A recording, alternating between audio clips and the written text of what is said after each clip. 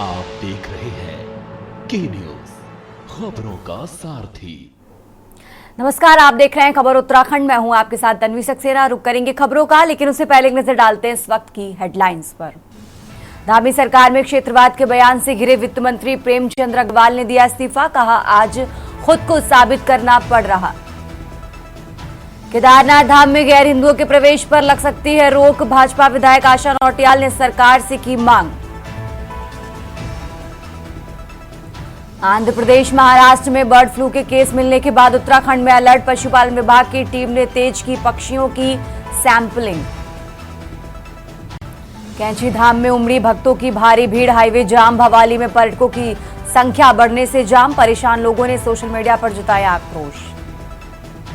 Smart meter लगाने पहुंची team को लोगों ने बनाया बंधक। ऊर्जा निगम के अधिकारियों की सूचना के बाद पुलिस ने बंधक बनाए कर्मियों को छुड़वाया। उत्तराखंड में भारी बर्फबारी से बद्रीनाथ के गंगोत्री हाईवे बंद। देहरादून सहित कई जिलों में हल्की बारिश की संभावना। आप देख रहे हैं के न्यूज, खबरों का सारथी। और चलिए अब रुक करते हैं खबरों का, और खबर आपको देहरादून से बता रहे हैं, जहां उत्तराखंड के वित्त मंत्री ने इस्तीफा दिया है। मंत्री प्रेमचंद अग्रवाल ने इस्तीफा दिया है। देहरादून से अहम जानकारी आपको बता रहे हैं, जहां पहाड़ी बयान के बाद वित्त मंत्री ने इस्तीफा दिया है और कहा कि आज खुद को साबित करना पड़ रहा।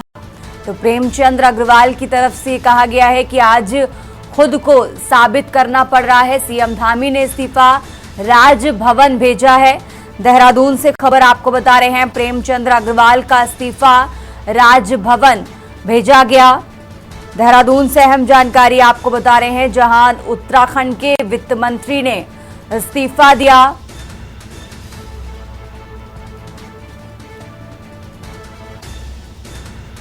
तो देहरादून से अहम जानकारी आपको बता रहे हैं, जहां उत्तराखंड के वित्त मंत्री ने इस्तीफा दिया।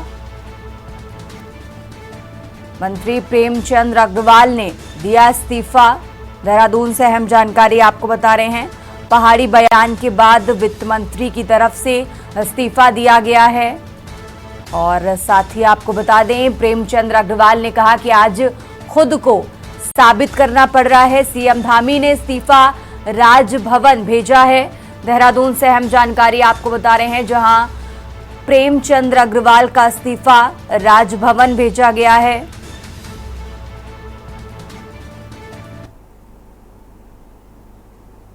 और चलिए खबरों में आगे बढ़ते हैं। उत्तराखंड के मुख्यमंत्री पुष्कर सिंह धामी ने बेटे के साथ क्रिकेट खेला। उन्होंने सोशल मीडिया पर तस्वीरें और वीडियो साझा किए हैं, जिसमें सीएम बेटे संग क्रिकेट खेलते नजर आ रहे हैं। उन्होंने सोशल मीडिया पर लिखा कि व्यस्त दिनचर्या के बीच आज बेटे के साथ क्रिकेट खेला।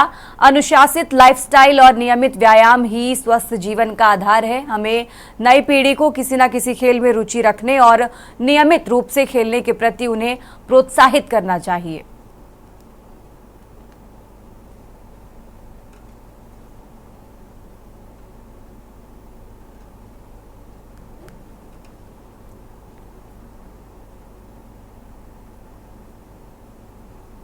उत्तराखंड की खबरों में आगे बढ़ते हैं। केदारनाथ धाम में गैर हिंदुओं पर प्रतिबंध लगाने की तैयारी चल रही है।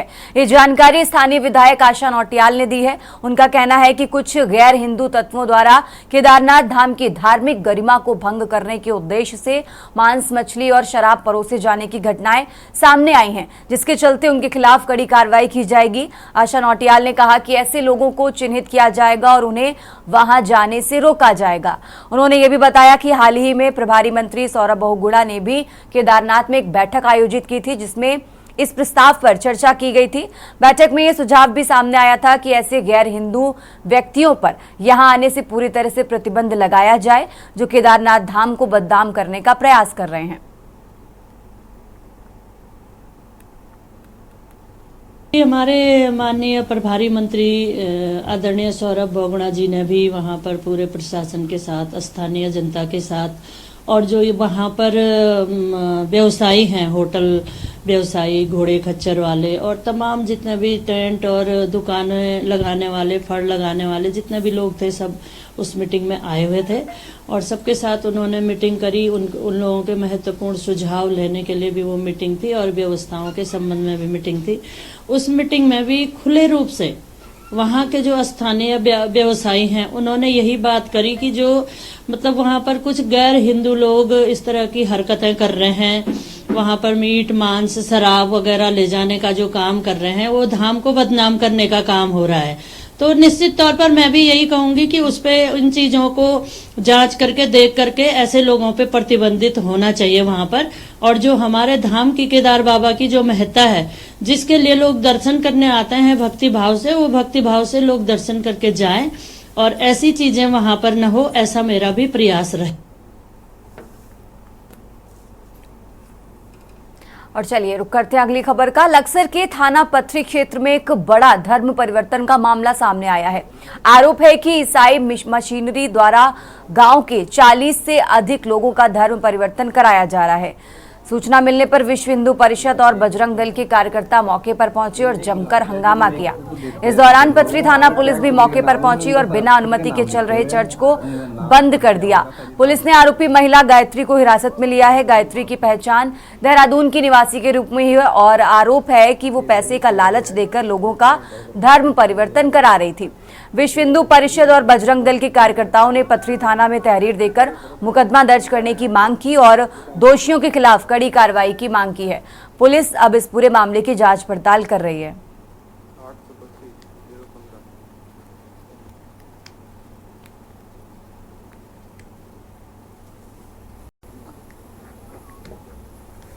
धर्म परिवर्तन कार्य प्रगति पे बादशाहपुर जब लगे राम मंदिर है।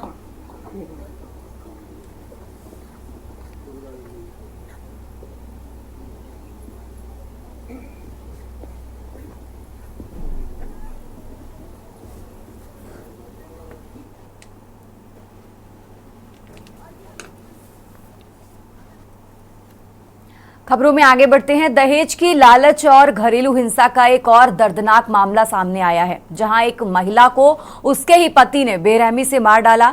मामला हरिद्वार के बुग्गावाला क्षेत्र का है, जहां 30 वर्षीय महिला को उसके पति ने शराब के नशे में बेरहमी से पीट कर मौत के घाट उतार दिया।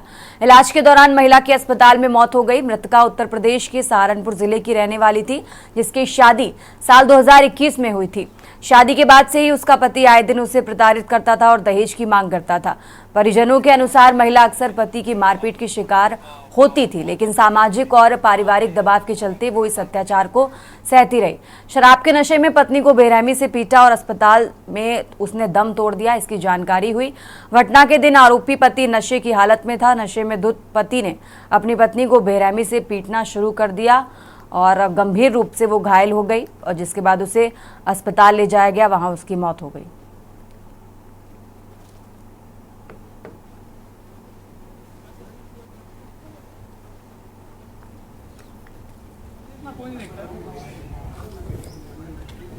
थाने में सूचना मिली थी बंदरजूट गांव में इसराना वाइफ ऑफ इरशाद।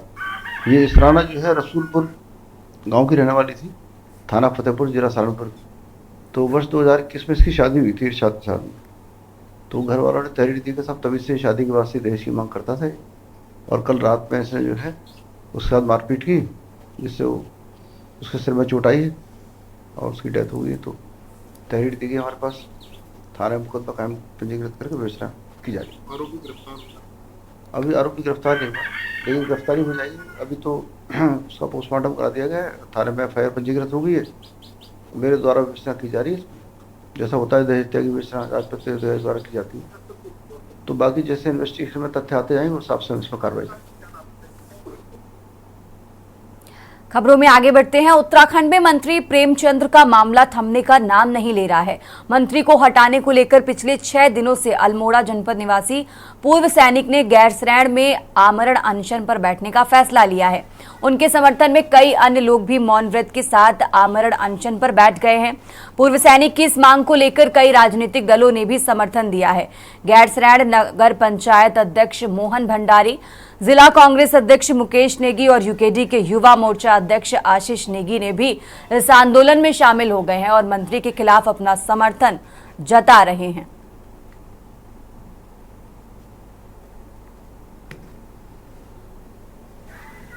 भूख हड़ताल भी है और वो भी है। अब मोहन सिंह खट्टे जी भी काशीपुर से हम दोनों यहाँ आए हैं और जब हमें पता लगा कि यहाँ पे एक पूर्व सैनिक मोहन कटाई जी यहाँ अनशन पर बैठे तो उसी दिन हम काशीपुर से निकले और यहाँ पहुँचे। जब हमने यहाँ की हालत देखी और यहाँ देखा कि इनके समर्थन में कुछ नहीं है, कोई नहीं यहाँ पास आ रहा है, तो हम यहाँ इनके समर्थन में आमरण अनशन पर बैठे। हमसे मेरा मतलब है कि हमारे दो साथी अन्य यहाँ पे आमरण अनशन पर बैठे और जो कुसुमलता जी हैं उनका यहाँ मौन आमरण अनशन है। मतलब ये ना तो खाना खाएंगे और ना ही कुछ बोलेंगे जब तक मंत्री प्रेमचंद को बर्खास्त नहीं किया जाता।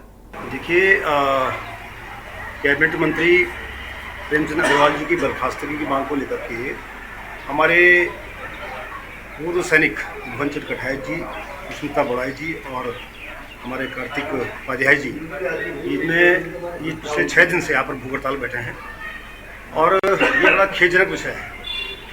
पूरा प्रदेश में उबाल है और जगह जगह पर लोग विरोध प्रदर्शन कर रहे हैं, लेकिन हर धर्मता वाली मांग को लेकर हमारा अनशन चल रहा है और मांग है एक कैबिनेट मंत्री हैं जो आंदोलन से मिले, शहादतों से मिले राज्य के, जो आज कागज में अंकित है राज्य पर्वतीय राज्य करके, तो वहाँ के पर्वतीय समाज को विधानसभा के अंदर गाली देते हैं। लगातार प्रदेश भर में आंदोलन होते हैं, भीड़ होती है, लेकिन तब भी सरकार को कोई असर नहीं होता।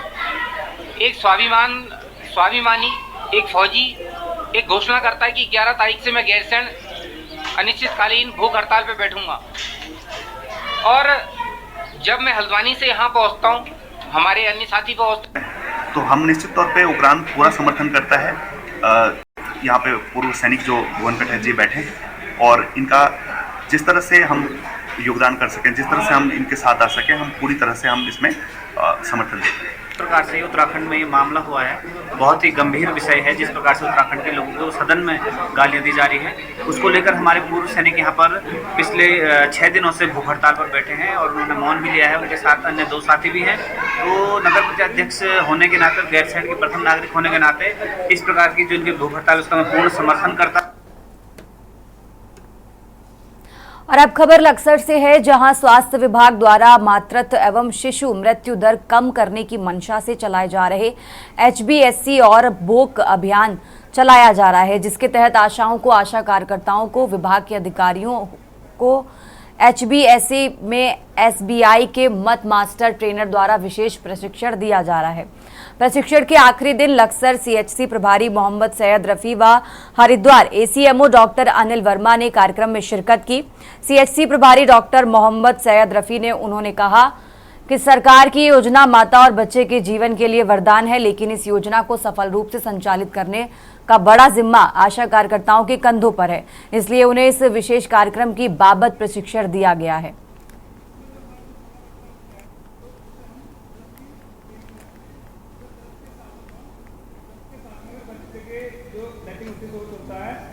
पानी की तरह पतला हो था वो 3 दिवसीय है और आज इसका लास्ट डे है और ये HBYC और HBNC पे आधारित है, और जिसमें HBNC में हम बच्चे की मतलब कैसे देखरेख करते हैं, मतलब नवजात शिशु की, जिसमें नवजात शिशु को हम मानते हैं 0 से 28 दिन। बाकी जो हम उसकी देखरेख करते हैं वो 0 से 42 दिन तक हम उसकी देखरेख करते हैं इसके अंदर।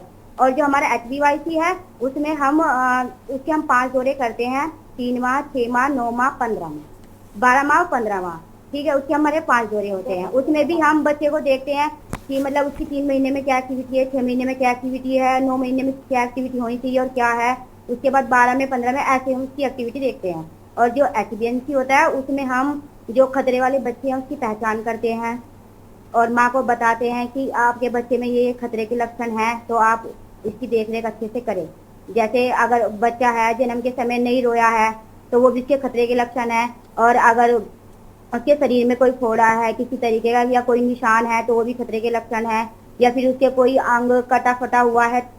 ये 3 दिवसीय आशाओं का 30 के ग्रुप में रिफ्रेशर ट्रेनिंग है, जो अभी जैसे डॉक्टर साहब ने भी बताया कि HBNC यानी कि न्यूनेट 0 से 28 वाले और 3 महीने से 13 महीने वाले जो बड़े बच्चे हैं उनका, इसमें दरअसल इसका जो मेन उद्देश्य है मातृ मृत्यु और शिशु मृत्यु दर को कम करना।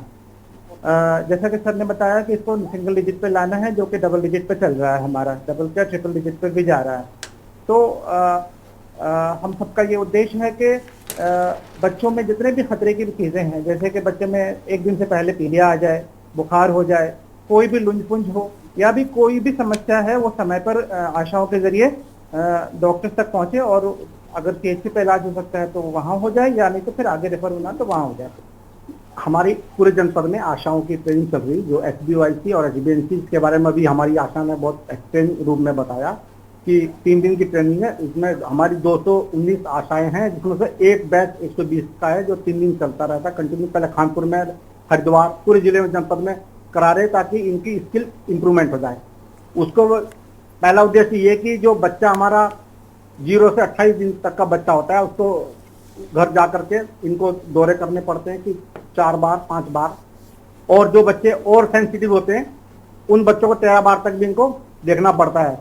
और दूसरी बात यह कि माँ का संरक्षण कैसा हो, माँ क्या खा रही है, कैसे नहीं खा रही है, उसके बाद खतरे कितने।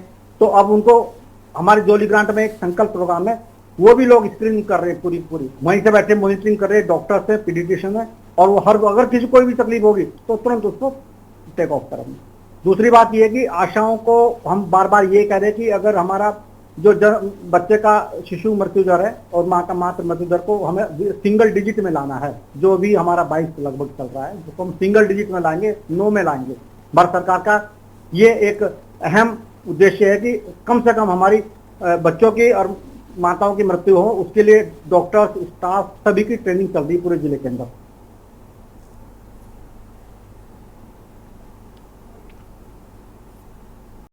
और चलिए रुक करते हैं अगली खबर का। श्रीनगर में फूलदेई सामाजिक एवं सांस्कृतिक कला मंच की पहल पर लोक पर्व फूलदेई को भव्य रूप से मनाया गया।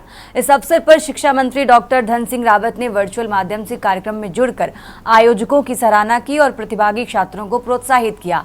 फूलदेई शोभा यात्रा नागेश्वर मंदिर से शुरू होकर शहर के विभिन्न प्रमुख मार्गों से होती हुई अदिति वेडिंग पॉइंट पहुंची। इस यात्रा में छोलिया टीम की भी प्रस्तुति रही। शोभा यात्रा के विजेता छात्र छात्राओं को सम्मानित किया गया। स्वर्गीय बच्ची देवी गिरी की स्मृति में स्वामी फुलारी विजेता का पुरस्कार स्काई नेट पब्लिक स्कूल की छात्रा वामिका नौटियाल को मिला। वहीं द्वितीय और तृतीय स्थान प्राप्त करने वाले छात्रों को भी सम्मानित किया गया। इस कार्यक्रम में श्रीनगर की मेयर आरती भंडारी, पार्षद छाबर सिंह रावत और अन्य समाजसेवी भी उपस्थित रहे।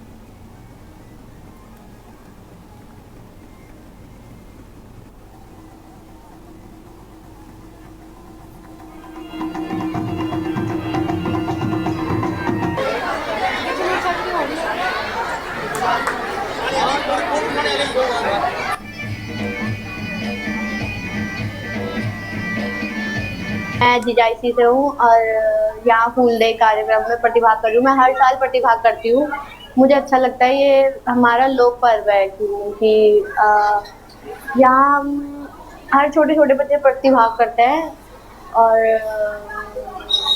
ये बाल लोक पर्व है और इसमें लोग बच्चे भी आते हैं, बहुत सारे लोग डेलियों में फूल डालते हैं। हम डेलियों में फूल डालते हैं और लोग हमें उपहार देते हैं और ये लोग बच्चों का त्योहार है, बच्चे बहुत पसंद करते हैं इसे। मेरा पहली बार का एक्सपीरियंस है यहाँ, तो हम लोग घरों में फूल डालने जाएंगे और यहाँ हमारा कंपटीशन है। हमने डोली भी लाई हुई है और मैं पहाड़ी टोपी और कुर्ता और पैजामा के साथ यहाँ आया हूँ।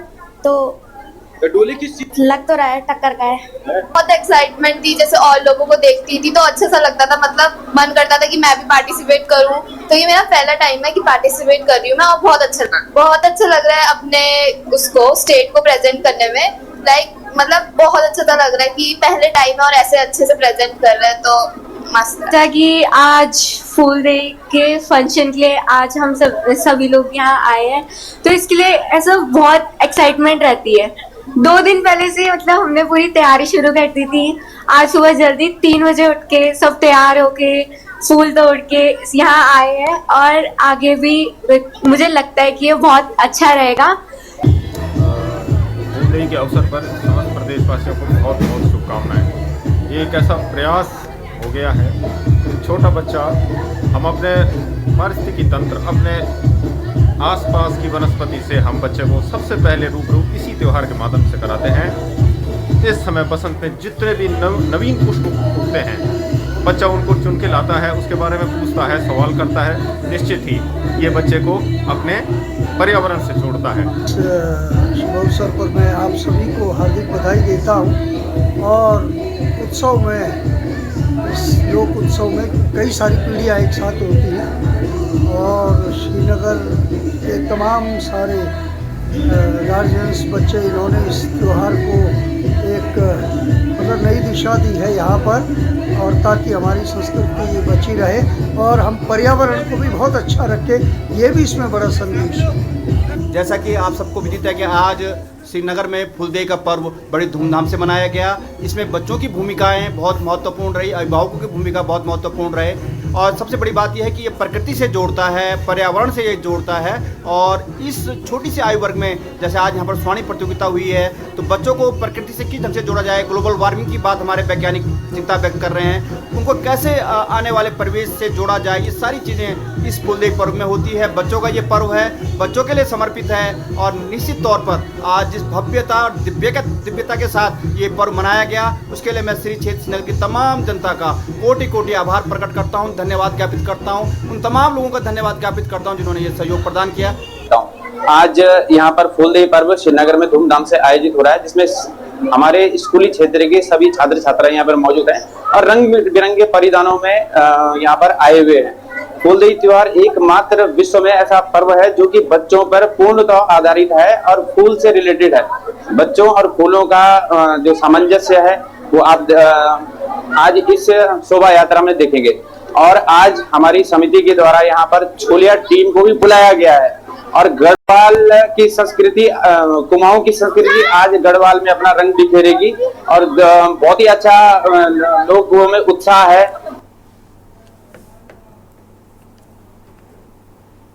खबर उत्तराखंड में फिलहाल इतना ही। आप देखते रहिए के न्यूज इंडिया।